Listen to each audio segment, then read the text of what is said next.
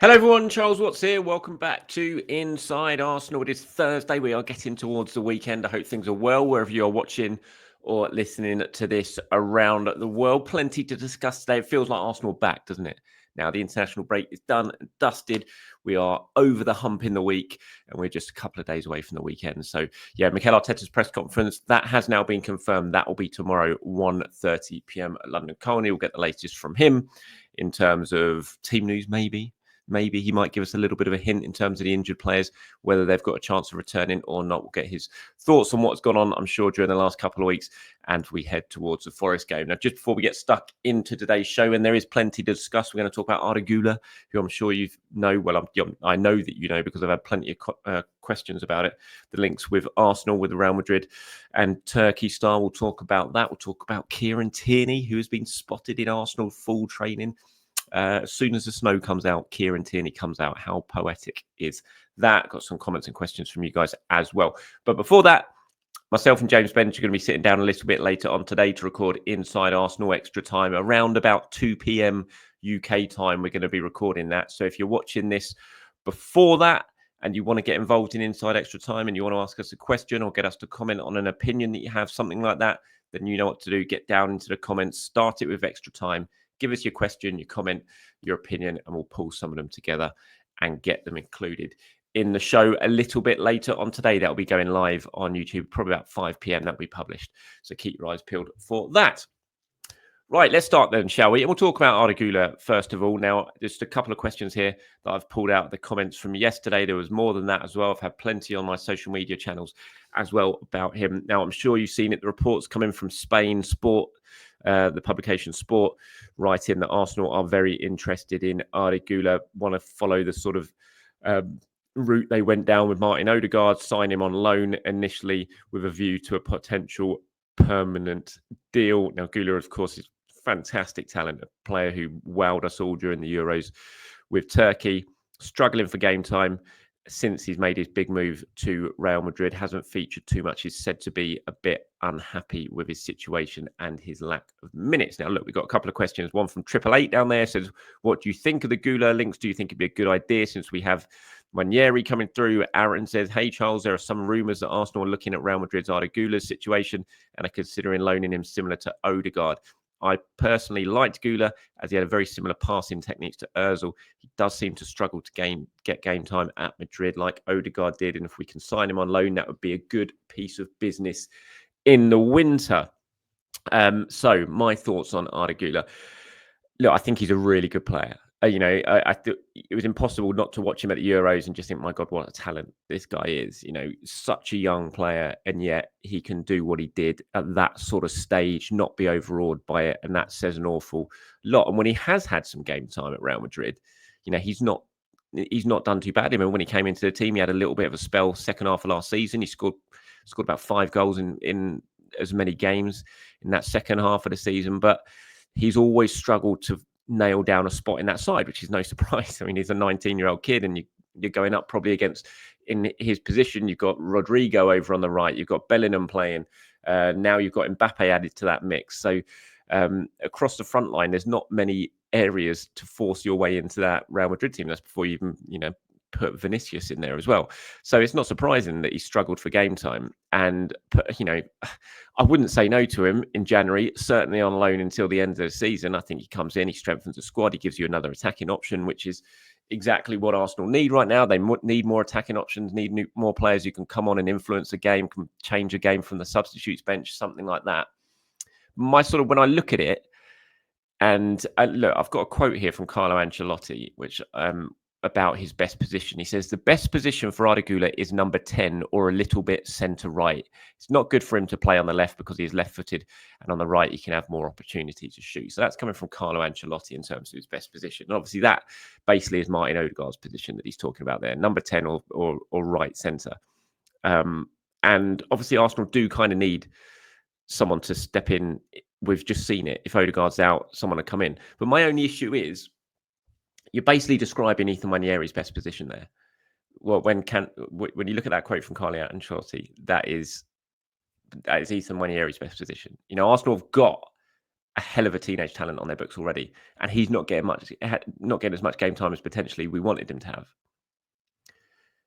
So if you then sign Arda Guler, and especially if you look to sign him on a permanent basis at the end of the season, it's just like, I don't know, it just doesn't really make too much sense to me. If you're building your squad and you're building it carefully and you want all the positions covered, then signing a 19-year-old who basically plays in the exact same position as your extremely talented 17-year-old who you're already trying to clear a bit of a pathway for so you can get game time, it just doesn't really make too much sense to me long term. In January till the end of the season, absolutely. I think I would have no issue with that. But if you're signing them on a long-term basis, unless there's a very clear plan for the two of them, and it's a plan of them playing in very different positions, I just don't really, I don't really buy it, if you see what I mean. Unless you're looking at Guler and thinking he's going to play absolutely right wing, so he's coming in as cover for Saka, then maybe. But that has to be a clear plan in the club's head, because otherwise, on the face of it right now, when you look at it, you just think you've got Guler, Nwaneri. Guler's a couple of years further on in his development than Nwaneri, but they're both extremely talented teenagers who play in the same position. I don't know. It doesn't scream of sensible squad building, if you see what I mean. So those are my thoughts on it personally. From a loan to the end of the season, then yes, I would have no issue with that. It'd be quite an exciting addition to the squad. Long term, I'm not sure. I just look at Ethan Nwaneri and think, what would his future be if you sign Arda Guler? That's my thoughts on it. But let me know your thoughts as well. Get into the comments below. Give me your thoughts on it. Would it be a good sign-in? Are you kind of similar to me, in a similar situation to me when you're looking at him? Do you think that Arsenal's focus should be elsewhere? Let me know, as always, in the comments below. Okay, moving on to Kieran Tierney now. Look, if you're watching on screen, there he is, Kieran Tierney in full training. This was him in a drill yesterday that Arsenal released on their website, and their training video, sort of all guns blazing for Forest, whatever it was that they called it. And there was Kieran Tierney playing a little through ball through to Gabriel Jesus to have a go against Neto. Shot was saved, but then dinked over. A lovely little finish to Jesus in that. But yeah, the big thing, Kieran Tierney, I had to sort of do a double take at this. First of all, I was like, is that Kieran Tierney? It's been so long since I've seen him. And then I thought, it is Kieran Tierney. Why on earth is he in long sleeves, gloves and trousers? Because that doesn't seem like Kieran Tierney to me, but it is definitely Kieran Tierney. And look at that, snow behind him, and Kieran Tierney comes back to full training. You couldn't ask for any more than that, could you? Great news for Tierney. It's been an incredibly difficult start to the season for him. Well, since the summer, that horrible injury at the Euros for Scotland, which we all saw on TV and immediately could see it was a really, really bad one. He's been working his way back to fitness, doing a lot of stuff on his own, but now he's with the squad. So it was great to see that. And, you know, he could be an option for Arteta. I mean, Arsenal already have about 5 million left backs, obviously, so it's another one added to the mix. But he could be an option for Arteta, because we've seen so far, despite having all these left back options, he doesn't really fancy too many of them, because he keeps moving Jurriën Timber over to play at left back when Calafiori's not around. So maybe Tierney could come in and have a little bit of an impact. I still personally think, and this is just a hunch, this isn't based on information, I still think the most likely option is that Tierney goes in January, potentially on loan. I think that's probably what the aim has been as you try and get back fit ahead of the January transfer window, and then try and move on, because Tierney wants to play a lot. He doesn't want to be a bit part player, which he would be at Arsenal if he came back into the squad. So I still feel the most likely option at this stage is that Tierney is getting himself back fit, which is great. Potentially could be an option to be used in the run up to January, but when January rolls around, if he's still fit, and he could well end up heading out somewhere, potentially on loan until the end of the season. But it's great to see him. It really is. I mean, there's still not too many players who are as popular around Arsenal as Kieran Tierney, with the fans, with the players, with the teammates. And he was such a key part of the initial part of the rebuild at Arsenal, was Kieran Tierney, the exact sort of player they needed at that time. And that's why he was so popular. And you know, there was a time when many people thought Kieran Tierney would probably end up being Arsenal's next captain. You know, that's how impactful he was early on and how popular he was early on. Obviously, things have changed, and Arteta's gone down a different route with the type of left back that he wants, but it doesn't take anything away from Kieran Tierney in terms of how good a footballer he is when he's fit. And you know, it's been such a difficult time for him. It's great to see him back out on the pitch. Hopefully he can continue to get himself back to full fitness, and maybe we'll see him in action at some time. I don't know, maybe not. Crystal Palace League Cup quarter final at the Emirates. Could we see Kieran Tierney involved in that? Quite possibly so. And that would be great. I'm sure he'd get a huge cheer should that be the case. So great news about Kieran Tierney. We'll see what happens over the next couple of months in terms of his future. But I'm sure you guys are delighted to see him, and fingers crossed he continue to get himself back to full fitness.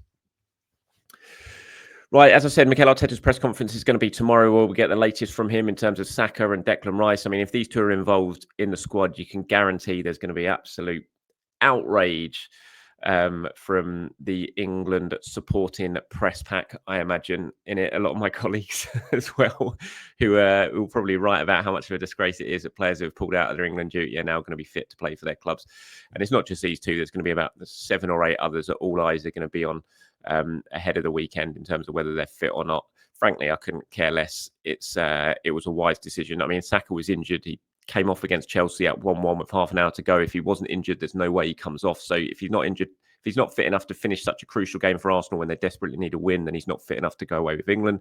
That's my point of view. Declan Rice, we all know, has been playing with a broken toe, got himself through about 60 minutes of the Chelsea game, and then couldn't continue after that. So it made absolutely no sense to go away and play 2 games with England. So I don't care what sort of outrage we get, and there will be some. I'm sure there will be some. It doesn't matter if they're fit and they're ready for Arsenal, then it was the right decision for them not to go on international duty. We'll see what Mikel's got to say about that. Obviously, Ricardo Calafiori, Takahiro Tomiyasu. The hope is that these two could potentially be back for this game against Nottingham Forest. If not, then very, very soon after that, you've obviously got Sporting in midweek to come in the Champions League as well, which maybe you have to consider that game and sort of make it come into your thinking when you're picking your starting 11. I doubt it, because Mikel doesn't tend to do that, but maybe that game does come into the thinking. Certainly if players aren't really thought of as being absolutely 100% fit, then maybe you give them another couple of extra days to get themselves ready for that Sporting game on Tuesday night. So yeah, interesting to see what Mikel Arteta has to say on the latest team news. We know there's no Ben White. Obviously, he's out because of that knee operation that he's had. Calafiori, Tomiyasu, hopefully being back. Same with Saka and Declan Rice, and hopefully Martin Odegaard is fine as well. Big game for Arsenal women tonight against Juve in the Champions League. Obviously had a very, very good win over in Italy last time out. René Slegers was talking at a press conference yesterday ahead of the big game tonight. Said, I think we just have to stay in the moment and see what we have ahead of us. Obviously, we analysed away the game against Juventus, and they will do that as well. So it's going to be a new challenge tomorrow. Tonight, she means obviously now. We're one step further into the group phase, and it's a second game against each other. So they're going to tweak things. They're going to do things probably a bit different, and we want to do that as well. So it's a new game that we're going to play on the sort of challenges of playing the same team twice in a week. He says they know us very well now, and we know them very well. I think it's a guessing game of what they will tweak and what we will do differently. We're also a little bit further into the group stage now. What's their mindset? What do they want to achieve in this game? And how will they try to achieve it? So we've been going through a couple of scenarios in what we think they might do. I think that we have 3 or 4 scenarios in our heads, so we have to be prepared for all of them. I think from a coaching perspective, it's fun because you have one performance and you play against the exact same opponent, and the challenge you have in front of you is to try and do better. And if Arsenal do better than they did in their last one against Juve, then it'll be a very, very good result for them indeed. Obviously, going into this game full of confidence after the excellent run they've been on under Slegers, and fingers crossed they can continue that tonight. I don't see any reason why they shouldn't, given the way they are playing at the moment. So good luck to Arsenal women later on today. Fingers crossed for another good result against Juventus. Right, on to some of your questions and comments now before we wrap this one up. There are a couple of you, and there was more reaction as well, but this was in response to what we were talking about yesterday with Pep Guardiola signing or agreeing to sign his new contract. Obviously, Man City haven't announced it yet, but I'm sure that will be very, very imminent. Harry says, Pep signing a contract extension indicates that City are confident that they won't get punished for the 115 breaches. I don't know why I said 115 there, 115 breaches.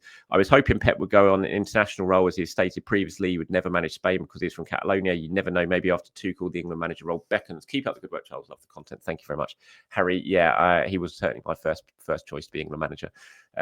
Not least because that would have meant he wouldn't be managing Man City anymore. But we'll wait and see what happens. Obviously, the FA were very keen on him as well, but weren't willing to wait. And Manatoli says, hi, Charles, what do you think Pep staying means for the upcoming verdict in 115 charges? We're supposedly expecting a result around the new year, and the timing seems a little convenient for me.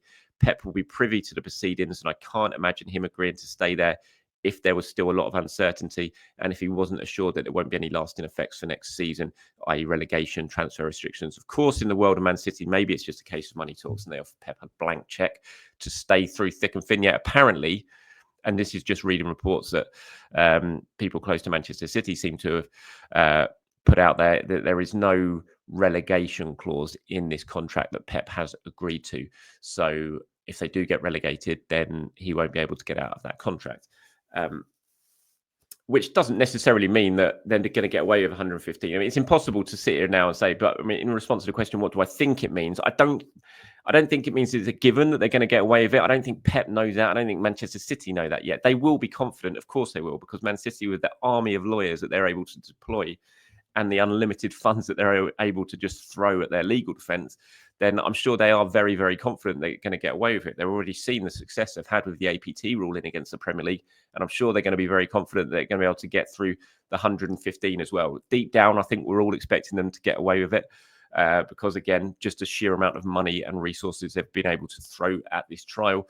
But that's just, that is just a hunch talking, isn't it? It's impossible to sit here right now and predict it. I do think if they say they got relegated, say they got thrown down to the Championship or whatever, if you're Pep, it would be a different sort of challenge, isn't it? They're still going to come back up, aren't they? They're not going to struggle to get back up out of the leagues. And it might be just a little bit of a different challenge. It might be at his point of his managerial career. Maybe you look at it and think, you know what, this is something a little bit different. Yes, I could take a year out. Yes, I could go and manage whoever they manage yet, go to Italy and manage Juventus or one of the Milan clubs, something like that, do something that I haven't done in my career yet.